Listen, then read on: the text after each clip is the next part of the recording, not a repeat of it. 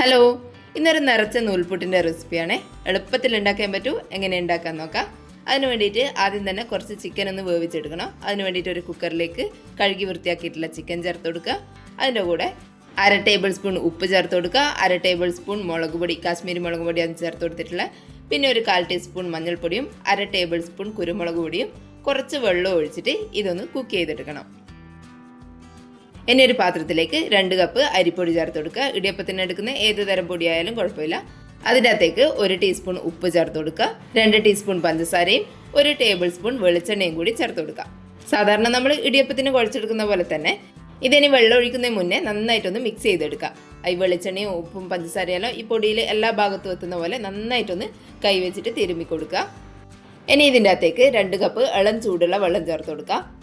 ഞാനിവിടെ പച്ചവെള്ളത്തിൽ കുഴച്ചെടുക്കാൻ പറ്റുന്ന പൊടിയാണ് ഉപയോഗിച്ചിട്ടുള്ളത്. പച്ചവെള്ളത്തിൽ തന്നെ കുഴച്ചെടുത്താലും മതിയാവും. ഇളം ചൂടുവെള്ളം ഉപയോഗിച്ചിട്ട് കുഴച്ചെടുക്കുമ്പോൾ കുറച്ചുകൂടി സോഫ്റ്റ് ആകുന്ന പോലെ തോന്നിയിട്ടുണ്ട്. അതുകൊണ്ടാണ് ഇളം ചൂടുവെള്ളം എടുക്കുന്നത്. ഇതല്ല, ചൂടുവെള്ളത്തിൽ തന്നെ കുഴച്ചെടുക്കേണ്ട പൊടിയാണ് ഉപയോഗിക്കുന്നതെങ്കിൽ വെള്ളം നന്നായിട്ട് തിളപ്പിച്ചതിന് ശേഷം ഇതിൻ്റെ അകത്തേക്ക് ഒഴിച്ചു കൊടുക്കുക. എന്നിട്ട് കുറച്ച് നേരം വെയിറ്റ് ചെയ്തതിന് ശേഷം ചൂടെല്ലാം ആറി നമ്മളെ കൈ കൊണ്ട് കുഴച്ചെടുക്കാൻ പാകത്തിനുള്ള ചൂടായി കഴിഞ്ഞാൽ ഇതുപോലെ നന്നായിട്ട് കുഴച്ചെടുക്കാം. എല്ലാ പൊടികളിലും ഒരേപോലെ ആയിരിക്കില്ല വെള്ളം ഒഴിക്കേണ്ടി വരിക. ഓരോ ബ്രാൻഡ് പൊടികൾക്കും വെള്ളത്തിൻ്റെ അളവിൽ ചെറിയ ചെറിയ വ്യത്യാസം ഉണ്ടാവും. കുഴച്ചെടുക്കുന്ന സമയത്ത് അതൊന്ന് നോക്കിയിട്ട് പിന്നെ വെള്ളം വേണമെന്നുണ്ടെങ്കിൽ ഒഴിച്ചു കൊടുത്താൽ മതിയാവും.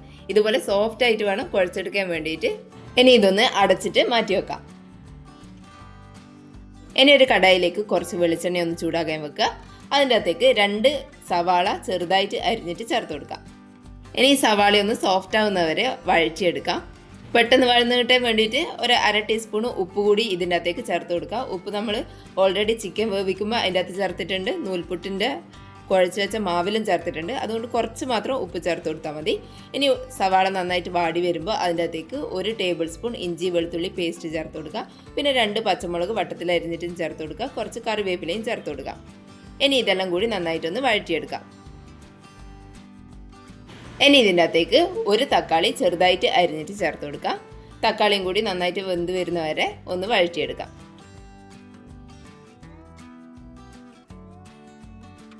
തക്കാളിയെല്ലാം നന്നായിട്ട് സോഫ്റ്റ് ആയിട്ട് വരുന്ന സമയത്ത് ഇതിൻ്റെ അകത്തേക്ക് 1/2 ടേബിൾ സ്പൂൺ മുളക് പൊടി ചേർത്ത് കൊടുക്കുക. കാശ്മീരി മുളക് തന്നെയാണ് ചേർത്ത് കൊടുക്കുന്നത്. പിന്നെ ഒരു 1/2 ടേബിൾ സ്പൂൺ ഗരം മസാലയും 1/2 ടേബിൾ സ്പൂൺ ചിക്കൻ മസാലയും കൂടി ചേർത്ത് കൊടുക്കുക. പിന്നെ ഒരു 1/2 ടേബിൾ സ്പൂൺ കുരുമുളക് പൊടിയും 1/4 ടീസ്പൂൺ മഞ്ഞൾപ്പൊടിയും കൂടി ചേർത്ത് കൊടുക്കാം. ഇനി ഈ പൊടികളെ പച്ചക്കുത്തലം മാറുന്നവരെ നന്നായിട്ടൊന്ന് വഴറ്റിയെടുക്കാം.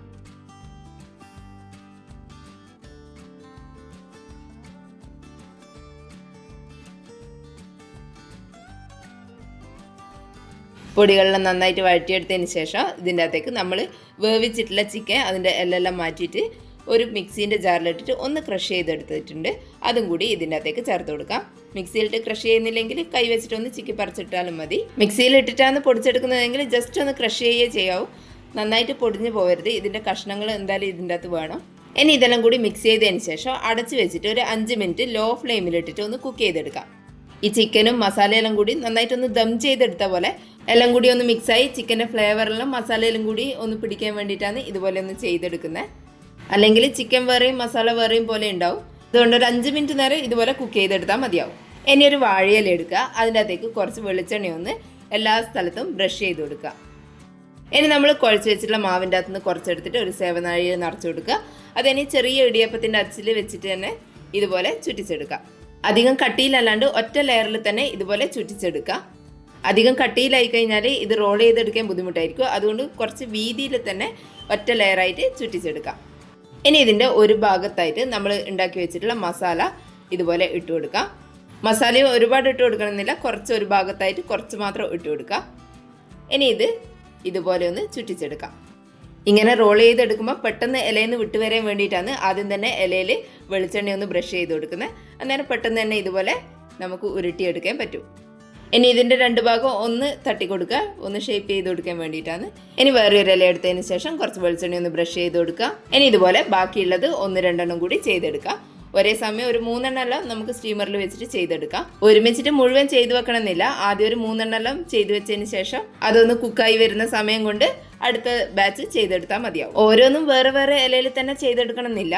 ഇതൊന്ന് റോൾ ചെയ്തെടുത്തതിന് ശേഷം ആദ്യത്തെ ഇലയിൽ തന്നെ ഒന്ന് വെച്ച് കൊടുത്താൽ മതിയാവും. റോൾ ചെയ്തെടുക്കുമ്പോൾ തന്നെ ഇതുപോലെ മെല്ലെ മെല്ലെ ഒന്ന് ചെയ്ത് കൊടുക്കുക.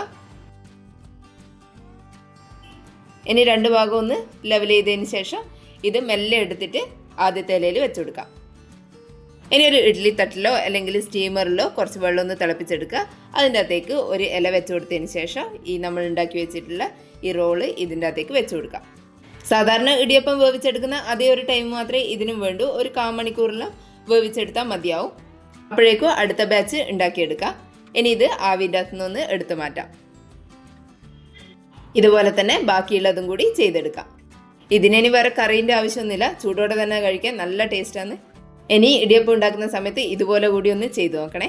വീഡിയോ കണ്ടിട്ട് ഇഷ്ടപ്പെട്ടിട്ടുണ്ടെങ്കിൽ ഒന്ന് ലൈക്ക് ചെയ്ത് സബ്സ്ക്രൈബ് ചെയ്യണേ.